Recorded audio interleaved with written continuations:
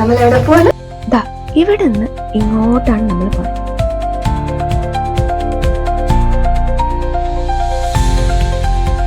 എല്ലാവരും കഥയും കൂടി ഉണ്ട് എനിക്ക് പറയാം, കുറച്ച് കോൺഫിഡൻഷ്യൽ.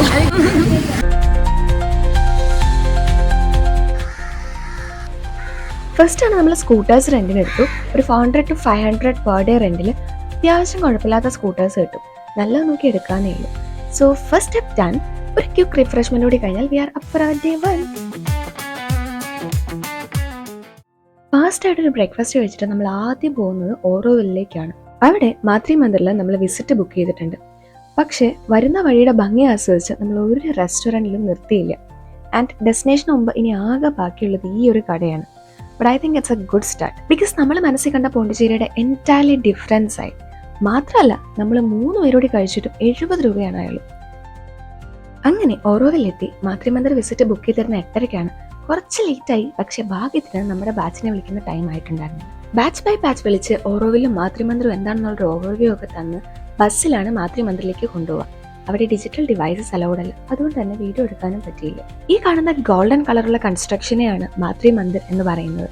റിയൽ വേൾഡിന്റെ തിരക്കിൽ നിന്നും ഐസൊലേറ്റ് ചെയ്ത് എക്സ്പ്ലെയിൻ ചെയ്യാനാവാത്ത വിധം ഒരു മെഡിറ്റേറ്റീവ് എൻവയൺമെന്റ് ആണ് അവരവിടെ ക്രിയേറ്റ് ചെയ്തിട്ടുള്ളത്. ഇതിന്റെ ഒരുപാട് ഇപ്പുറത്തുനിന്ന് തന്നെ എൻട്രൻസ് സ്റ്റാർട്ട് ചെയ്യും.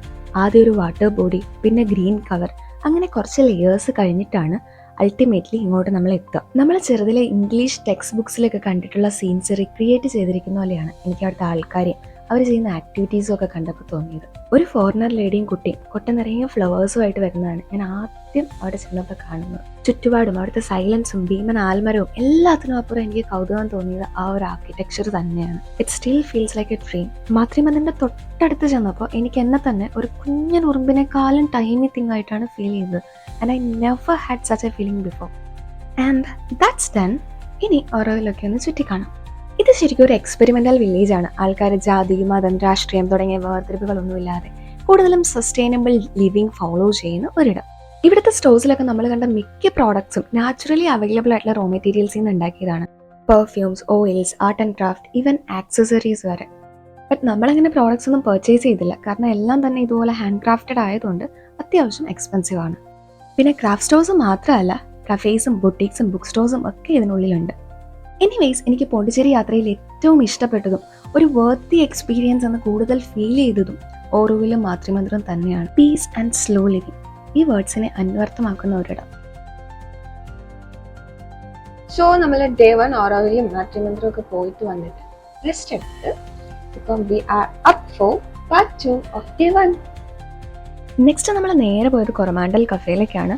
ഒരുപാട് റീൽസിലും മറ്റുമൊക്കെ കണ്ട് അത് ഓൾറെഡി നമ്മുടെ ലിസ്റ്റിലുണ്ടായിരുന്നു.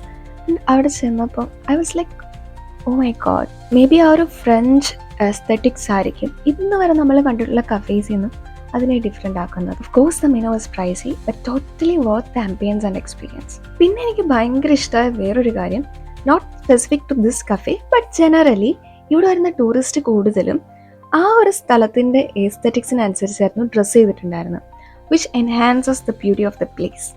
And I just love that. White Town explore ചെയ്യുമ്പോൾ ആ കളർഫുൾ ബിൽഡിങ്സും കടലാസ് പൂവും ഒക്കെ പോലെ തന്നെ എനിക്ക് ഇഷ്ടമായ മറ്റൊന്നാണ് that we have seen a lot of other girls gang just roaming around, taking pictures, helping each other, just like butterflies. And I felt so good seeing that. Even എനിക്ക് പോലും അറിയില്ല അതെന്തുകൊണ്ടാണെന്ന്. എനിവേസ്, റോക്ക് ബീച്ചിലും പോണ്ടി മരീനയിലും ഒക്കെ ഒരു relaxed visit കൂടി നടത്തിയിട്ട് we wrapped our day 1. First item ബീച്ചിൽ സൺറൈസ് കാണുന്നതായിരുന്നു. കേരളത്തിലെ ബീച്ചിൽ സൺസെറ്റേ ഉള്ളൂ, സൺറൈസ് ഇല്ല നീ അടുത്ത് തിരിച്ചറിഞ്ഞപ്പോൾ തുടങ്ങിയ ഒരു ആഗ്രഹമാണ്. പക്ഷേ രാവിലെ എഴുന്നേറ്റപ്പോൾ സ്കൂട്ടർ കാണാതായതുകൊണ്ട് നമുക്ക് സൺറൈസ് കാണാൻ പറ്റിയില്ല. ബട്ട് ദൈവാനുഗ്രഹം കൊണ്ട് കംപ്ലൈൻറ്റ് കൊടുക്കാൻ പോലീസ് സ്റ്റേഷനിൽ ചെന്നപ്പോൾ അവിടെ നിന്ന് സ്കൂട്ടർ സ്റ്റാർട്ടിംഗ് എന്ന് പറഞ്ഞെങ്കിലും വി കുഡ് പ്രൊസീഡ് വിത്ത് അവർ ബാക്കി പ്ലാൻസ്. അതിൽ ക്രാഫ്റ്റ് ബസാർ എനിക്ക് നല്ല ഇഷ്ടമായി. അവിടെ കുറേ നല്ല സാധനങ്ങൾ ഉണ്ടായിരുന്നു. ആൻഡ് അവിടെ നിന്ന് നമ്മൾ നേരെ പോയത് ബേക്കർ സ്ട്രീറ്റിലേക്കാണ്. ഹോട്ട് ചോക്ലേറ്റും ക്രിസാനും കഴിക്കണമെന്ന് പ്ലാൻ ചെയ്താണ് വന്നത്. പക്ഷേ ഹോട്ട് ചോക്ലേറ്റ് ഞാൻ ആഗ്രഹിച്ച പോലെ ആയില്ല. Next serenity beach. തണുത്തുള്ള വെള്ളം ചോദിച്ചപ്പോഴത്തേക്കിനും പറയാം, ആ തണുത്ത വെള്ളത്തിന് സെയിം ബോട്ടിന് 25 രൂപയാണ്. ആ 5 രൂപ എക്സ്ട്രാ എന്തിനാണോ റെഫ്രിജറേറ്ററിൽ വെച്ചത്. MRP ഈസ് 20, പക്ഷേ റെഫ്രിജറേറ്ററിൽ വെച്ച 5 രൂപയും കൂടി കൂട്ടുമ്പോൾ ടോട്ടൽ പ്രൈസ് ഈസ് 25. ബീച്ച് സൈഡിൽ നിന്ന് ഒരു കുപ്പി വെള്ളം വാങ്ങിയതിൻ്റെ കഥയാണിത്. എനിവേസ്, ബീച്ച് എനിക്ക് ഭയങ്കര ഇഷ്ടമായി. ഞാൻ ആദ്യമായിട്ടാണ് ഇങ്ങനെ ഒരു ഹൈറ്റ് നിന്നിട്ട് ഇങ്ങനെ ബീച്ചിൻ്റെ വ്യൂ കാണുന്നത്. സാധാരണ നമ്മുടെ ഇവിടെയൊക്കെ ഞാൻ പോയേക്കുന്ന ബീച്ചിലെല്ലാം നമ്മൾ ആ സെയിം ലെവലിൽ ആ ഒരു ഷോറിൽ നിന്നിട്ടാണല്ലോ കാണുക. ഇതൊരു ഹൈറ്റ് നിന്നിട്ട് ബീച്ചിൻ്റെ വ്യൂ കാണുമ്പോൾ ഭയങ്കര രസമായിട്ട് എനിക്ക് ഫീൽ ചെയ്തു.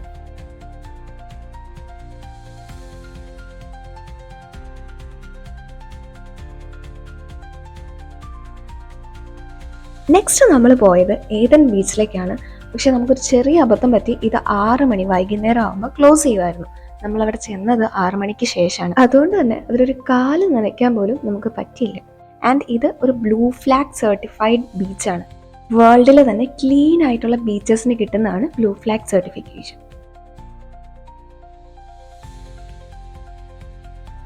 And this is our last destination for this trip.